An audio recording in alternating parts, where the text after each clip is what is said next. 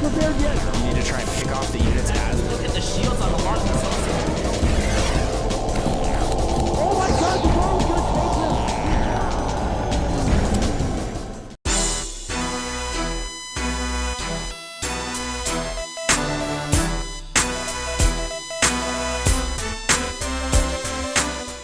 All right, guys, thanks again for joining us. This is Cat's Pajamas. And I am Pain User. And we are back for game number 2 of E.G. Axslav, spawning as our red Protoss player here at the 9 o'clock position on Metalopolis.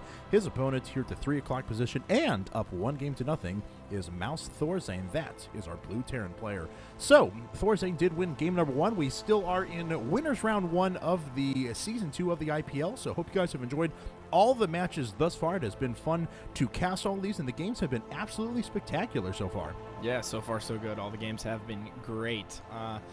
Game 1, a little bit of an all-in from ThorZaIn. Yep. Not too uncharacteristic on Xel'Naga Caverns, though. It's a small map. Not even necessarily a Terran map as it is in Terran versus Zerg. Terran versus Zerg, Xel'Naga Caverns obviously being a great map. Terran versus Protoss, I wouldn't say that one race has a significant advantage over the other, and Protoss does have the option for a lot of early gateway unit harassment at your natural. It's so wide open. There's so many different angles they can come in, so it seems like ThorZaIn just really wanted to get it out of the way, wasn't really trying to play a straight-up game, and still ended up getting a quick victory. So, Yep.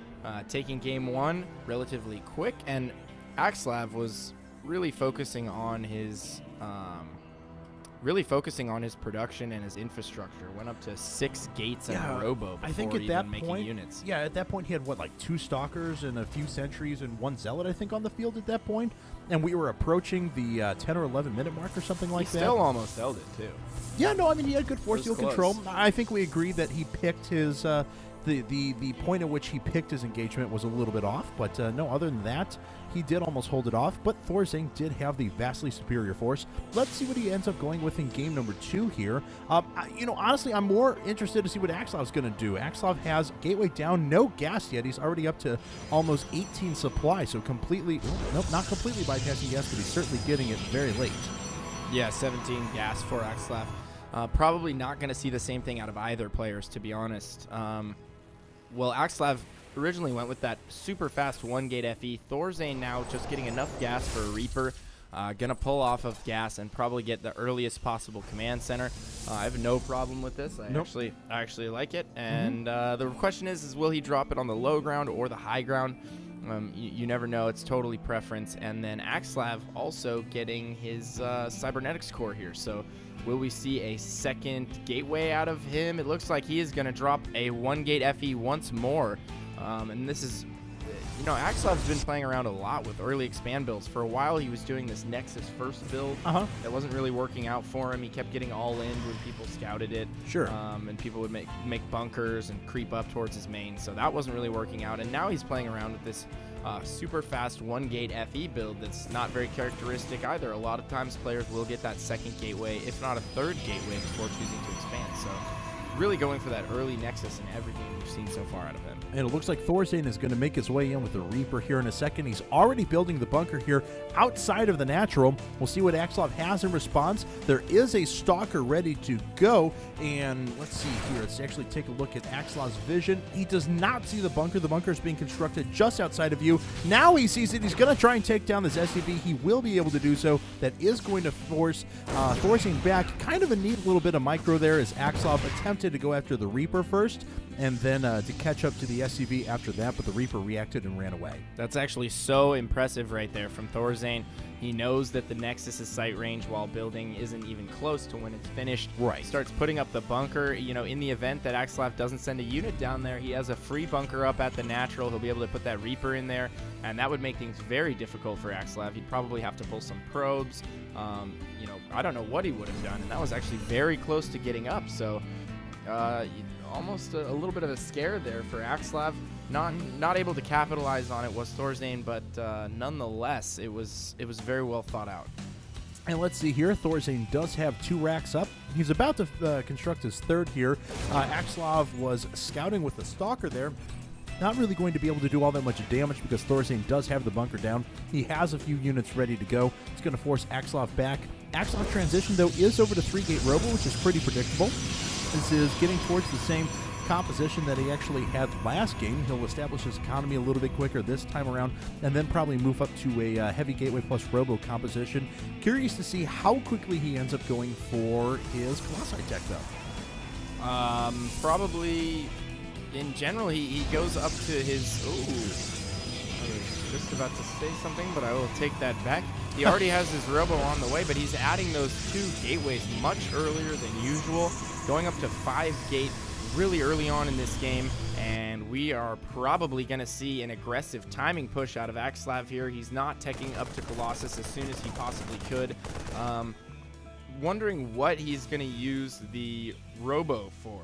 And it looks like it is going to be for a Warp Prism. We are going to have an aggressive possible Warp Prism drop followed by subsequent warp-ins here, more than likely at the main. This is kind of an interesting map to do this on. Actually, one way this can be so effective is if he brings the Warp Prism in towards the top of the ramp, unloads a few sentries, force fields the ramp, preventing ThorZaIn from bringing his units back to his main, and then starts warping in units at the main and going after the SCVs. It can be absolutely devastating. And that is, I bet you, what's very likely to happen. Indeed, he does have the 2 sentries with this, so your intuitions are exactly correct. Well played there. Yeah, I mean, it's only something that you very rarely see. There's a few players who have been doing it for quite a while, but it's actually so strong. It just enables you to cripple your opponent's economy.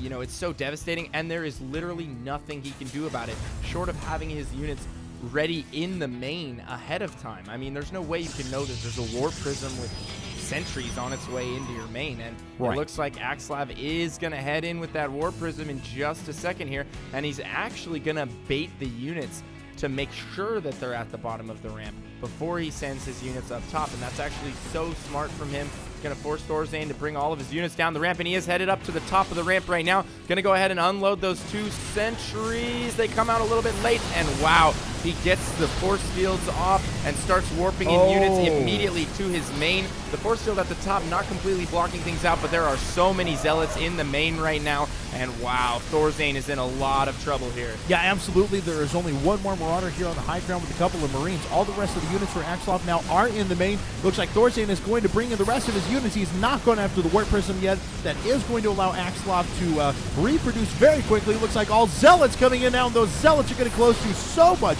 economic damage. These SCVs just in no way, shape, or form cost effective against these units. Looks like Axslav is forced to pick up and leave. The last Stalker does go down, but not before a lot of damage. How many SCVs do we have left? 20 SCVs to 41 pros. Axslav just taking a huge lead here, warping in more units at his offensive pylon. I don't think ThorZaIn wants to be engaging here. This is the last remainder of his forces, and Axslav dropping that Warp Prism in the heat of battle, splitting ThorZaIn's forces in 2. Probably going to start to warp in some units. No, he's actually going to pull that out of there. He doesn't want to engage just yet. Not sure exactly what Axslav's plans are from here. Looks like he is going to warp in quite a few more units and continue on with this aggression. He is up to 8 gateways now. Wow. Yeah, that's pretty ridiculous. 8 Zealots just came in at the same time there. Axslav is ready with the Warp Prism again. May start to work its way back up and try and do some damage. ThorZaIn trying to put up whatever defensive structures he can, but there are so many units on the ground for Axslav. It's ridiculous. ThorZaIn is actually not reproducing any workers as well, content to stick on that 20 SCVs and just produce as much as he can. Axslav thinking about moving in there, trying to bait those units out into the open field a little bit. Does put down the force field, going to prevent the repair on that bunker. A lot of damage being done. The rest of the force is getting destroyed for ThorZaIn. I don't think he has anything left to hold this off, and this is going to give Axslav the victory. Oh my God, just doing so much damage to all of these forces. Yeah, it was a very, very aggressive, heavy gateway style of play, and GG is called from ThorZaIn. And wow, very aggressive 8 gateway, 2 base timing push. If you go to his natural, not even mining gas, and just going with a heavy zealot style, and ultimately going with the strategy that I thought might have been a possibility. It was either that, or I thought he might use the Warp Prism just to directly warp units into the mineral line at the main, blocking the ramp, but he actually added a little something to the build that I was talking about. He hit the front at the exact same time, force fielding some of the bunkers and killing units at the front, as well as some of the units up in the main, and just doing so much damage. So there you are, folks. ThorZaIn loses game number 2, and that is going to take us to game number 3, the rubber match of this 3-game set. So for Cats Pajamas and Pain User, we're signing out for just a second. You don't go anywhere.